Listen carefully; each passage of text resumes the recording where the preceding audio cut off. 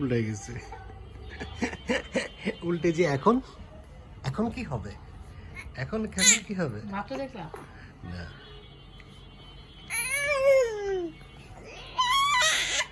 5 মাস কয়দিন বলো? 10 দিন। 5 মাস 10 দিন উল্টাইছে।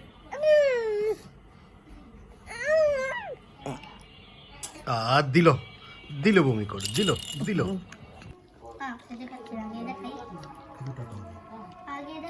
খেজুরটা আগে খাও।